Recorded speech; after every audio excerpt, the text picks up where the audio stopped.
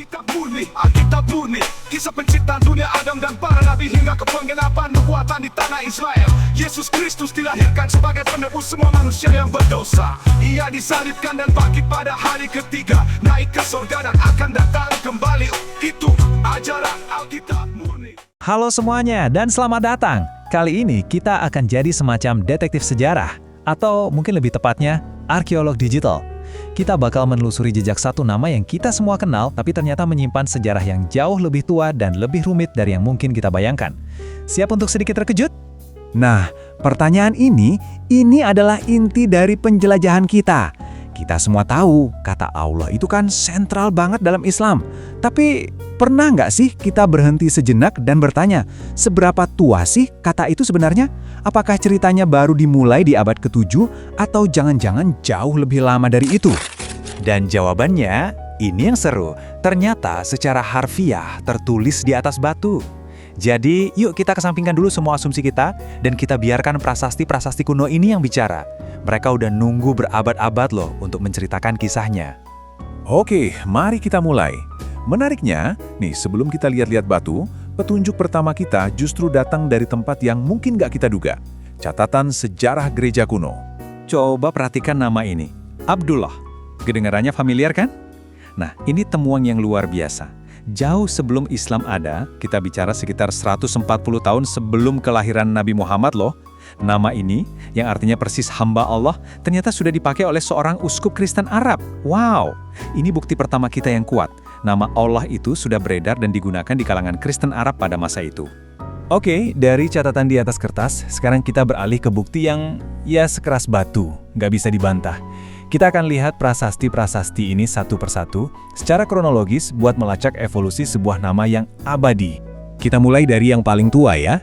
Mundur jauh ke sekitar tahun 250 Masehi. Ini adalah prasasti dalam aksara Proto-Arab yang ditemukan di Yordania. Coba dilihat bentuk hurufnya, masih kaku banget ya. Beda jauh dari kaligrafi Arab indah yang kita kenal sekarang. Tulisannya mungkin kelihatan kayak kode rahasia. Tapi percaya deh, ini adalah nenek moyang langsung dari bahasa Arab modern yang kita dengar hari ini. Setiap ukirannya itu seperti jembatan waktu yang menghubungkan kita langsung ke masa lalu. Nah, disinilah keajaiban bahasa itu kelihatan. Coba perhatikan kata nafsu. Di prasasti ini artinya makam. Tapi hari ini, kata yang sama persis berarti jiwa atau diri.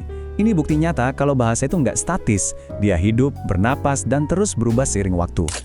Sekarang, kita loncat maju sekitar 260 tahun ke depan, ke Suriah. Di sini, di reruntuhan sebuah gereja Kristen, ditemukan sebuah prasasti yang bakal jadi titik balik dalam investigasi kita. Coba perhatikan frasa pembukanya, Bisma al-Ilah, yang artinya dengan nama Sang Tuhan. Dua kata ini, al-Ilah, ini sangat-sangat penting. Nah, ini dia poin kuncinya. Ilah itu artinya Tuhan atau Dewa. Tapi begitu ditambah al jadi al-Ilah, artinya jadi spesifik, Sang Tuhan atau Tuhan yang Esa itu. Lama-kelamaan dalam percakapan sehari-hari, al-Ilah ini melebur, jadi lebih singkat dan mudah diucapkan menjadi Allah. Dan yang paling penting, di prasasti gereja ini, istilah itu jelas-jelas dipakai dalam konteks Kristen monoteistik. Prasasti Zabat ini tuh kayak sebuah potret mini dari masyarakat zaman itu yang sangat kosmopolitan. Coba bayangkan, ada 3 bahasa, Yunani, Aram, dan Arab diukir di satu batu yang sama di pintu sebuah gereja. Ini nunjukin ke kita sebuah dunia di mana berbagai budaya dan bahasa itu campur aduk, saling pinjam, dan hidup berdampingan. Oke, sampai sini kita sudah lihat kalau ada dunia Kristen berbahasa Arab yang sangat dinamis. Sekarang, ayo kita kerucutkan lagi fokus kita ke pertanyaan utamanya. Ini dia pertanyaan puncaknya. Kita udah nemu El-Ilah yang merupakan cikal bakal Allah.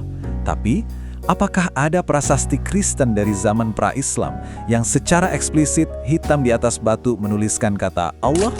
Dan inilah dia jawabannya. Sebuah prasasti dari pertengahan abad ke-6. Coba lihat kata pertamanya. Jelas banget, nggak bisa disalahartikan lagi. Allahu. Nah, ini dia momen aha-nya. Ini adalah sebuah doa Kristen diukir di batu puluhan tahun sebelum era Islam dimulai.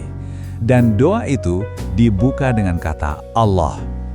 Ini adalah bukti definitif yang menghubungkan langsung nama Allah dengan praktek ibadah umat Kristen pra-Islam. Dan sebagai bukti pamungkas, lihat prasasti Haran dari tahun 568 Masehi. Yang bikin kaget dari prasasti ini bukan cuma isinya, tapi coba perhatikan bentuk tulisannya deh. Aksaranya itu udah mirip banget sama tulisan Arab modern. Prasasti ini dibuat oleh seorang wanita Kristen bernama Syarahil. Dia membangun sebuah monumen untuk mengenang seorang martir. Dan perhatikan waktunya, ini ditulis cuma beberapa tahun sebelum kelahiran Nabi Muhammad. Ini menunjukkan kalau aksara Arab dan tradisi Kristen itu berjalan beriringan, sampai sesaat sebelum fajar Islam menyingsing. Jadi setelah melihat semua ini, apa artinya? Apa kesimpulan yang bisa kita tarik? Ayo kita satukan semua kepingan puzzle ini dan lihat gambaran besarnya.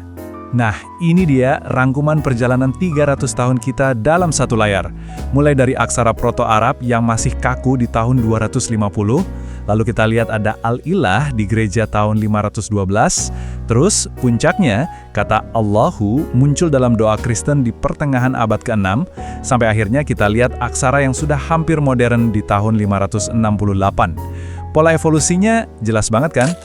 Jadi kesimpulan kita bukan soal teologi ya, tapi murni soal sejarah dan linguistik. Bukti-bukti arkeologis ini menunjukkan bahwa aksara Arab dan nama Allah itu nggak muncul dari ruang hampa. Keduanya tumbuh dan berkembang dari tanah budaya yang subur di timur dekat. Sebuah lanskap di mana komunitas Kristen Arab punya peran yang sangat-sangat penting. Ini adalah sebuah warisan bersama. Jadi ini sebenarnya bukan akhir dari cerita, tapi justru sebuah awal yang baru. Dengan kita tahu adanya sejarah bersama ini, kira-kira pertanyaan baru apa lagi yang bisa kita ajukan tentang masa lalu kita, tentang masa kini, dan tentang hubungan kita satu sama lain? Sejarah ini membuka banyak sekali pintu diskusi, bukan menutupnya. Terima kasih sudah ikut dalam penjelajahan ini.